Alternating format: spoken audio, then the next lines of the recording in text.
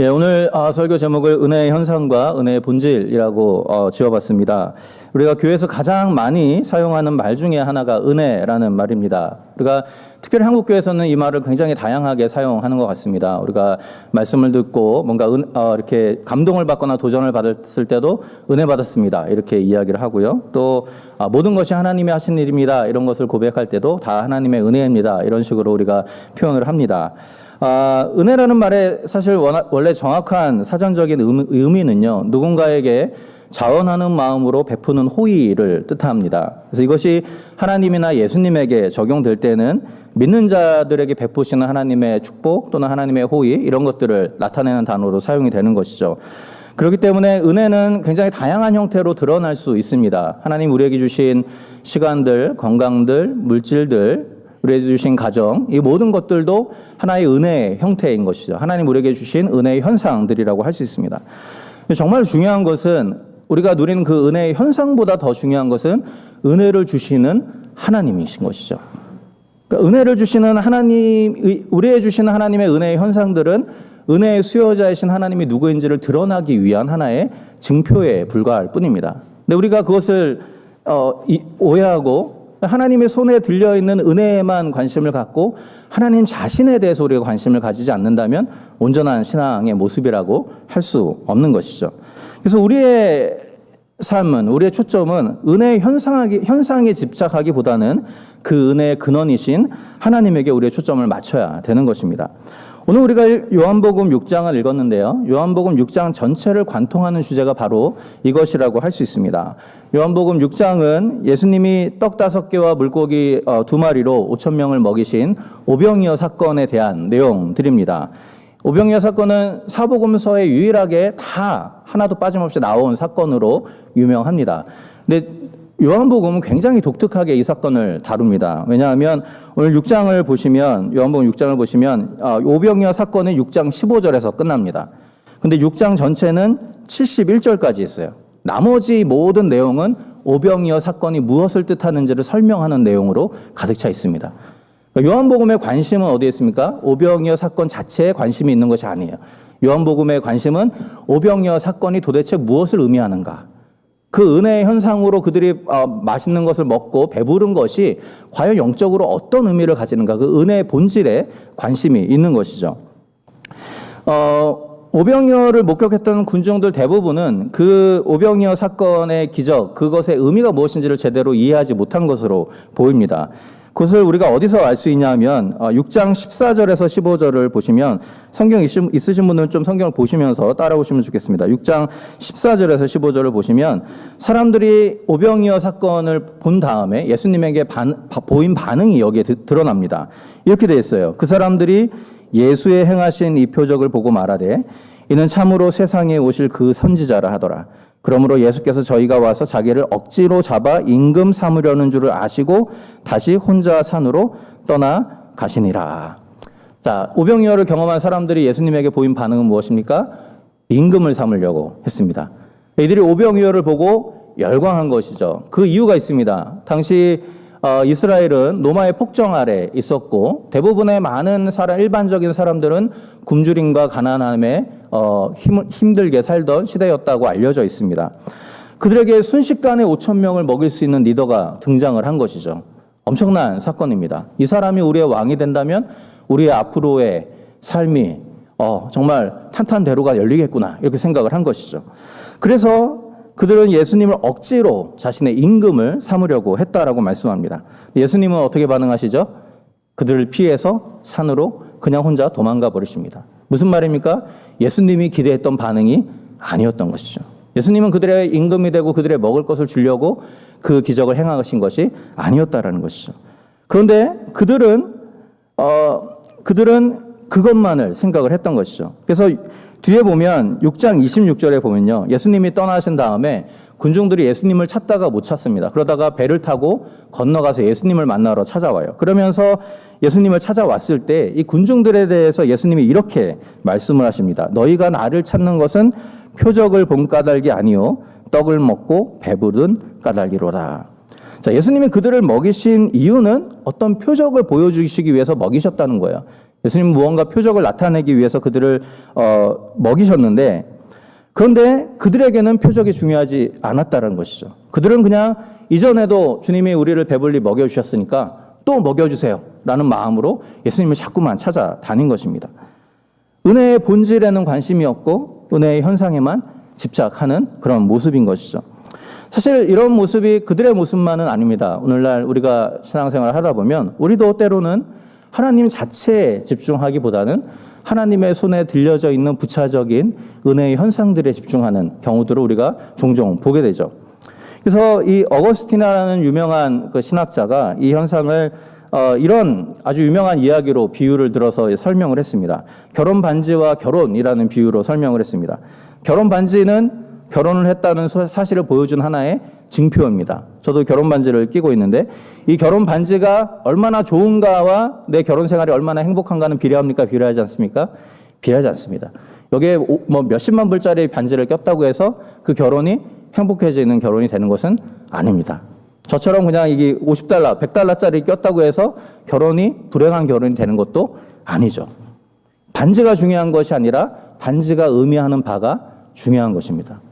마찬가지입니다. 하나님이 우리에게 주신 여러 가지 은혜의 현상들, 그것이 우리의 직장이든 물질이든 우리의 자녀들이든 재능이든 우리의 은사들이든 그것들은 하나님이 나를 사랑하신다는 표징으로 우리에게 끼워주신 반지와 같을 뿐입니다.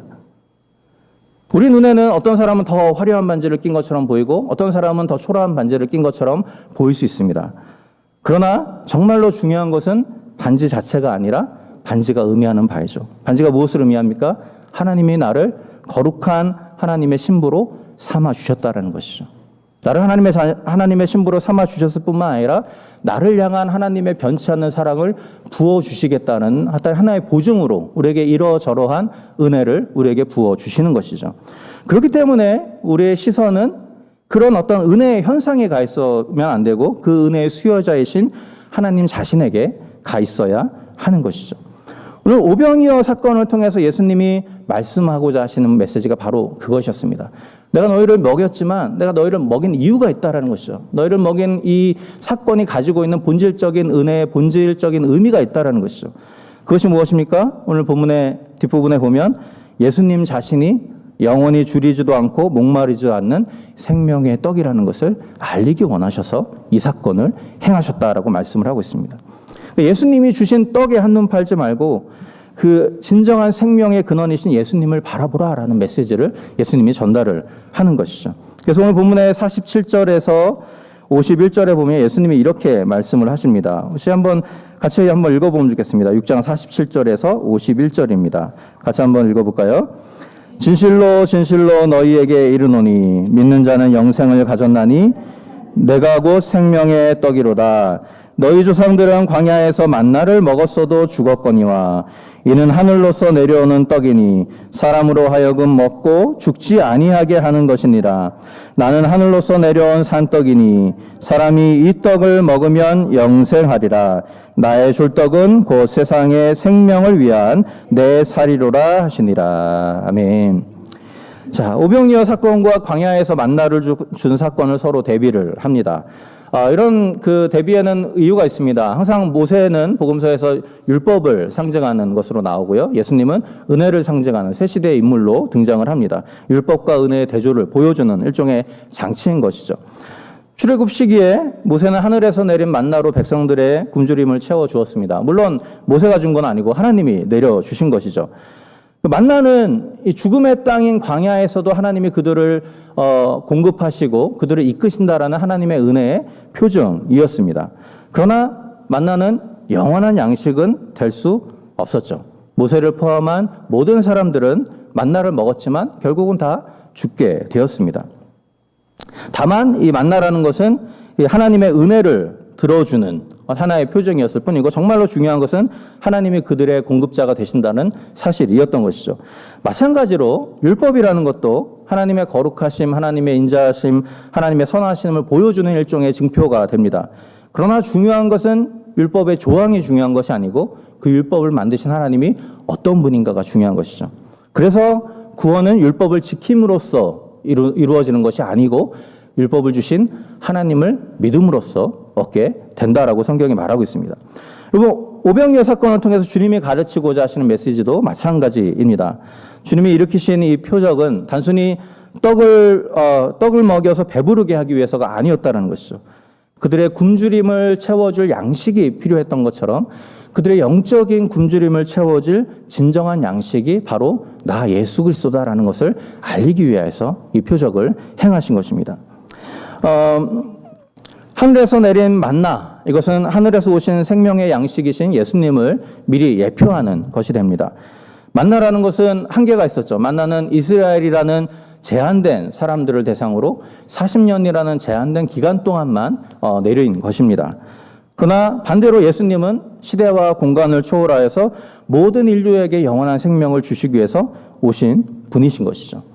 그런데 문제는 주님이 생명을 주시는 방식이 사람들이 기대했던 것과는 사뭇 달랐다는 데 있습니다.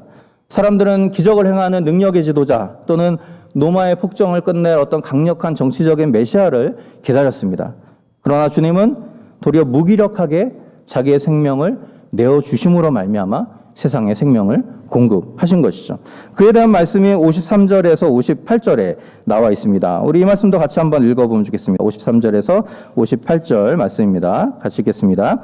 예수께서 이르시되 내가 진실로 진실로 너희에게 이르노니 인자의 살을 먹지 아니하고 인자의 피를 마시지 아니하면 너희 속에 생명이 없느니라. 내 살을 먹고 내 피를 마시는 자는 영생을 가졌고 마지막 날에 내가 그를 다시 살리리니 내 살은 참된 양식이요 내 피는 참된 음료로다. 내 살을 먹고 내 피를 마시는 자는 내 안에 거하고 나도 그 안에 거하나니 살아계신 아버지께서 나를 보내심에 내가 아버지로 인하여 사는 것 같이 나를 먹는 그 사람도 나로 인하여 살리라. 이것은 하늘로서 내려온 떡이니 조상들이 먹고도 죽은 그것과 같이 아니하여 이 떡을 먹는 자는 영원히 살리라. 아멘. 자, 이 본문에서 주님이 어떻게 생명의 양식이 되는지를 분명하게 드러내 주십니다. 오병이어 기적을 행하실 때 이미 예수님의 머릿속에는 십자가에서 흘려야 될 자신의 피와 찢겨질 자신의 살에 대해서 생각을 하고 계셨다는 것을 이것을 통해서 우리가 알게 되죠. 주님은 그들에게 떡과 물고기가 아니라 십자가의 죽음을 통해서 자기 몸을 내어줄 준비를 하고 계셨던 것입니다. 그러나 이 예수님의 이런 어떤 개념, 예수님의 살과 피를 먹는다라는 개념이 유대인들에게는 굉장히 받아들이기 힘든 내용이었습니다. 우리가 잘 아시듯이 유대인들에게는 음식 규정이 있었고 음식 규정에서 가장 강력하게 금하는 것 중에 하나는 동물을 피째로 먹는 것이죠. 그러다 보니까 예수님이 나의 살과 나의 피를 먹어야 된다라는 것에 굉장히 큰 거부감을 가질 수밖에 없습니다. 굉장히 혐오스러운 하나님 앞에 부정한 일을 왜 저 사람을 하라고 하는가 이해를 하지 못하는 것이죠. 그래서 본문을 보면 예수님의 말을 들은 그들의 첫 반응은 수군거리는 것이었습니다. 41절에 보면 자기가 하늘로서 내려온 떡이라 하심으로 유대인들이 예수께 대하여 수군거려 이렇게 되어 있고요. 60절, 61절에도 보면 제자 중 여럿이 듣고 말하되 이 말씀은 어렵도다. 누가 들을 수 있느냐 한데 예수께서 스스로 제자들이 이 말씀에 대하여 수군거리는 줄 아시고 가라사대 이 말이 너희에게 걸림이 되느냐. 여기 수군거리다라는 말이 굉장히 중요한 말인데요. 왜냐하면 이 말이요. 출애굽기에서 이스라엘 백성들이 모세와 하나님을 원망하다라는 이 원망하다는 말과 똑같은 단어입니다. 양식이 없을 때, 물이 없을 때 그들은 하나님과 모세를 원망했습니다. 그러면서 수군거렸습니다. 그러나 만나와 메추라기 또 반석에서 나오는 물을 먹은 이후에도 그들의 수군거림, 그들의 원망은 끝나지 않았죠. 계속해서 수군거리고 계속해서 원망을 합니다. 이것은 놀라운 은혜를 경험했음에도 불구하고 여전히 하나님이 어떤 분인지를 믿지 못하는 이스라엘 백성들의 모습을 단적으로 보여주는 단어이죠. 오병이어를 경험한 이들도 똑같은 반응으로 오늘 본문에 반응을 합니다. 그 놀라운 기적을 경험했지만 정작 그 기적이 가리키는 예수님이 누구인지를 믿기는 거부하는 것이죠. 그러면서 수군됩니다. 그들이 예수님을 믿기 어려웠던 이유 중에 하나는 그들이 기대한 예수님과 예수님이 말씀하시는 예수님 사이에 아주 큰 간격이 있었기 때문에 그렇습니다. 그들에게 필요한 것은 승리의 메시아였지 죽고 고난당하는 나약한 메시아가 아니었던 것이죠. 그 때문에 많은 이들이 예수님을 떠나버렸다라고 오늘 본문에 이야기를 하고 있습니다. 우리가 예수 그리스도에 대해서 올바로 알지 못한다면 우리의 신앙은 자칫하다가는 변죽만 울리는 피상적인 신앙이 될 수 있습니다. 주님이 누구인지 이해하지 못한 채 주님이 주실 것이라고 기대하는 은혜의 파편들만 쫓아서 다니는 사람은 끝까지 예수님을 쫓아다니는 제자가 되기는 굉장히 어렵게 됩니다. 문제가 생길 때, 어려움이 생길 때 그 길을 떠날 가능성이 크기 때문에 그렇습니다. 그렇기 때문에 내가 생각하는 예수님이 아니라, 또는 내가 생각하는 하나님이 아니라 성경이 증거하는 예수님, 성경이 말씀하시는 하나님이 누구인지를 깊이 알아가는 작업들이 우리에게 필요한 것이죠. 우리는 자신도 모르게 나의 생각으로 하나님을 가두어 놓으려고 하는 그런 일들을 하게 될 때가 많이 있습니다. 이것을 잘 보여주는 이야기가 하나 있는데요. 아마존 밀림 지역에서 선교를 했던 선교사님 중에 유명한 여자 선교사님 중에 한 분이 엘리자벳 엘리엇이라는 선교사님이 한 분 계십니다. 이분이 1960년대에 자기의 경험을 바탕으로 해서 한 가지 소설을 씁니다. 한국어로 하면 인간의 손으로 만들지 않은 이런 제목인데요. 밀림 지역의 원주민을 대상으로 성경 번역을 하고 그런 어떤 의료 사역을 하는 한 여자 선교사, 마가렛이라는 한 여자 선교사에 대한 이야기 소설입니다. 그에게 페드로라는 원주민 동역자가 있었어요. 이 동역자는 영어에 능통하고 스페인어에 능통하고 원주민어에 능통했기 때문에 이 여자 선교사가 성경을 번역하는 작업에 굉장히 필요한 사람이었습니다. 굉장히 신실한 사람이었고, 그래서 이 사람이 없었다면 과연 내 선교가 지속될 수 있을까 생각할 정도로, 그래서 항상 그 원주민에 대해서 생각할 때, 그 동역자에 대해서 생각할 때 감사하고 기뻐하는 마음이 이 선교사님에게 있었습니다. 근데 어느 날 이 페드로라는 원주민 사역자에게 염증이 생기고 그 염증이 가라앉지를 않습니다.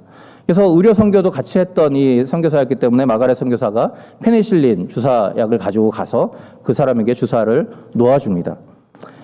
그런데 페니실린의 과민 반응이 일어나서 이 사람이 생사를 헤매게 됩니다. 그래서 그 순간 동안 이 마가렛 선교사님은 계속해서 간절히 하나님 앞에 기도합니다. 하나님, 다른 걸 다 가져가셔도 좋지만 이 사람만은 가져가시면 안 됩니다. 이 사람이 떠나면 나의 선교도 끝나고 이 지역에 일어나고 있는 모든 일들도 다 끝나게 될 것입니다. 간절하게 기도했어요. 그럼에도 불구하고 반전이 일어나지 않습니다. 그 순간에 이 페드로라는 이 원주민 사역자가 허망하게 죽어버리게 되죠. 그리고 그의 사역도 더 이상 진행이 될 수가 없는 상황이 돼버립니다. 장례식에서 이 마가렛은 이런저런 생각을 하면서 마음속에 여러 가지 질문들을 하나님께 가지고 나아갔습니다. 도대체 하나님의 뜻은 무엇인가? 이 상황에서도 과연 나는 하나님을 경배해야만 하는가? 그런 고민을 하다가 결국은 그렇다라는 대답을 하게 됩니다. 왜냐하면 하나님이 나의 바램과 계획에 따라서 움직여주는 존재라고 한다면 그분은 더 이상 하나님이 아니라 내가 부리는 몸종과 같은 존재일 뿐이기 때문에 그렇게 깨닫고 그렇습니다라고 대답을 한 것이죠.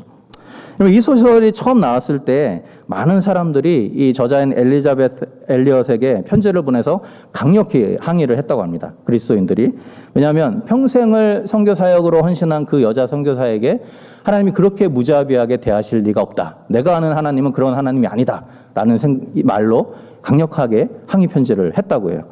근데 이 소설은 꾸며낸 이야기가 아니고요. 엘리자베스 엘리엇이 실제로 경험한 이야기들을 구성한 겁니다. 그도 정말로 탁월한 현지인 동역자가 있었지만 그가 무참하게 살해되는 것을 그가 경험할 수밖에 없었고, 또 결혼해서 그의 남편 짐 엘리엇과 동료 다른 많은 선교사들이 아우카 부족에게로 선교를 하러 갔다가 그 부족에게 다 죽임을 당하는 일도 경험을 하게 되는 것이죠. 많은 사람들은 그 모습을 보면서 이렇게 생각을 했다고 합니다. 순교의 피가 흘렀으니 더 많은 원주민들이 주님께로 돌아오겠지. 그 말에 대해서 엘리자베스 이 선교사는 그럴 수도 있고 아닐 수도 있다라고 대답을 했습니다. 이 소설을 통해서 그가 강조하고 싶었던 생각은 바로 이것입니다. 내가 생각하는 하나님의 모습을 하나님에게 강요하는 것은 결국 하나님을 믿는 것이 아니라 하나님을 내 생각대로 조종하는 행위이다. 그렇기 때문에 우리는 이해되지 않는다 할지라도, 이해되지 않고 용납되지 않는 상황이라 할지라도 하나님께서 자기의 판단대로 자기의 원하시는 대로 일하시는 분이신 것을 믿고 그분 앞에 엎드려 경배해야 된다라는 것이죠. 그리고 예수님을 향한 우리의 믿음에도 이러한 모습이 필요하겠습니다. 내가 생각하는 예수님, 내가 생각하는 믿음을 앞세우기보다는 성경이 말하는 예수님이 누구이고 성경이 말하는 믿음이 과연 어떤 의미인지를 먼저 생각해야 한다는 것이죠. 오늘 본문으로 다시 돌아가 보죠. 예수님은 내 살을 먹고 내 피를 마시는 자는 영생을 가졌다라고 말씀을 하십니다. 주님이 생명을 약속하셨는데 그 생명을 얻기 위해서는 반드시 주님의 살과 피를 먹고 마셔야 된다라는 뜻입니다. 그저 배부르기만을 원했던 군중들이 원했던 그런 대답은 아니었죠. 그렇다면 예수님이 말한 이 말씀의 의미가 무엇일까요? 살과 피를 먹고 마신다라는 의미. 적어도 살과 피를 먹고 마신다라는 말로 표현을 했기 때문에 그냥 머리로 예수님이 생명의 떡입니다라고 인정하는 것을 뜻하는 것은 아닌 것 같습니다. 무엇인가를 먹고 마신다는 것은 어떤 의미를 가지고 있습니까? 먹고 마신 그것이 나의 일부가 되는 것입니다. 나의 일부가 되는 것이죠. 마찬가지로 우리가 주님의 살과 피를 먹는다는 것은 우리가 주님과 동참하는 삶을 산다는 것이죠. 주님이 우리의 일부가 되고 우리는 그분의 일부가 된다는 것입니다. 다시 말하면 십자가 위에서 당하신 주님의 고난에 우리도 참여하는 삶을 살아야 한다는 것이죠. 그래서 주님은 내 살을 먹고 내 피를 마시는 자는 내 안에 거하고 나도 그 안에 거한다라고 말씀을 하십니다. 살을 먹고 피를 마시는 것은 주님과 함께 살아간다는 의미입니다. 그리고 주님과 함께 살아간다는 의미는 주님이 주시는 은혜의 현상들만을 취하는 것이 아니라 주님이 당하신 고난도 함께 취해야 된다라는 의미를 가지고 있는 것이죠. 바로 이 지점에서 내가 생각하는 예수가 아니라 성경이 말하는 예수님이 누구인지를 수용하는 열린 마음들이 우리에게 필요한 것입니다. 세상에 고난, 슬픔, 아픔을 좋아하는 사람이 어디 있겠습니까? 예수님이 자신의 죽으심을 제자들에게 여러 번 가르쳐 주셨지만 제자들은 그때마다 깨닫지 못하거나 들으려고 하지 않았습니다. 왜 그랬습니까? 내가 따르는 주님이 그렇게 허망하게 쉽게 죽을 것이라는 것이 용납되지 않았기 때문에 그래요. 그러나 주님의 고난과 죽으심이 없이는 절대로 생명의 역사도 일어날 수 없는 것이죠. 그분이 살을 찢으셨기 때문에 우리가 회복되었고 그분이 피를 흘리셨기 때문에 우리가 죄사함을 얻게 된 것입니다. 그래서 믿음의 가장 본질적인 요소는 희생이고 고난인 것이죠. 이것을 거부한다면 진정한 믿음이라고 할 수 없다라는 겁니다. 주님은 우리가 생명을 얻으려면 단순히 이 사실을 아는 것으로 그쳐서는 안 된다라고 말씀합니다. 우리도 친히 주님의 살과 피를 먹고 마셔야 된다라고 말씀합니다. 주님의 고난에 동참하는 삶을 살아야 된다는 것이죠. 그분이 세상을 위해 자신의 삶을 내어주셨던 것처럼 우리도 누군가를 위해 우리의 삶을 내어드려야 한다는 것입니다. 그분이 자신의 만족을 위해서 살지 않았던 것처럼 우리도 나의 만족이 아니라 주님의 뜻을 위해서 살아가야 한다는 뜻이죠. 은혜의 현상들만을 쫓아다닐 것이 아니라 은혜의 근원이신 주님과 기꺼이 고난당하는 삶을 선택하라는 말씀입니다. 오늘 본문에 보면 이 말씀을 듣고 많은 사람들이 주님을 떠나갑니다. 그중에는 군중들도 있었지만 제자들도 많은 사람들이 떠났다라고 이야기합니다. 그때 많은 떠나는 제자들을 바라보면서 예수님이 12명의 제자들에게 이렇게 물으십니다. 너희도 가려느냐? 그때 68절에 베드로가 이 유명한 말로 대답을 하죠. 뭐라고 대답합니까? 주여 영생의 말씀이 계심에 우리가 네게로 가오리이까. 이 베드로의 고백이 우리의 고백이 되면 좋겠습니다. 주님의 길을 따라가는 우리의 삶이 항상 은혜의 현상들로 가득 차지는 않을 수 있습니다. 그리고 그것을 인정해야 되죠. 때로는 예상치 못한 고난이 있을 수 있고 예상치 못한 슬픔을 당할 수 있습니다. 그럼에도 불구하고 우리가 그 길을 걸어가야 되는 이유가 무엇입니까? 영생의 말씀이 주님에게 있기 때문에 그렇습니다. 주님에게만 영생이 있기 때문에 그렇습니다. 그분이 죽음으로써 생명을 얻었듯이 우리도 죽음으로써 생명을 얻게 된다는 것이죠.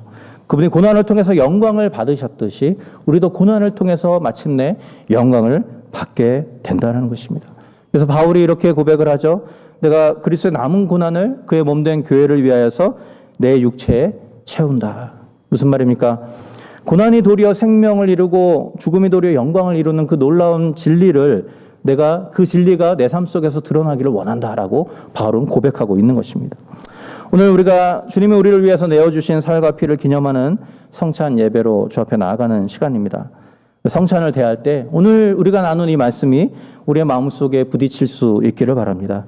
주의 살을 먹고 주의 피를 마시는 것은 단순히 그분의 죽으심을 기억하고 기념하는 데서 끝나면 안 되는 것이죠. 그것은 이제 우리가 그 주님의 고난에 동참하는 자들이 되었다라는 것을 선언하는 것입니다.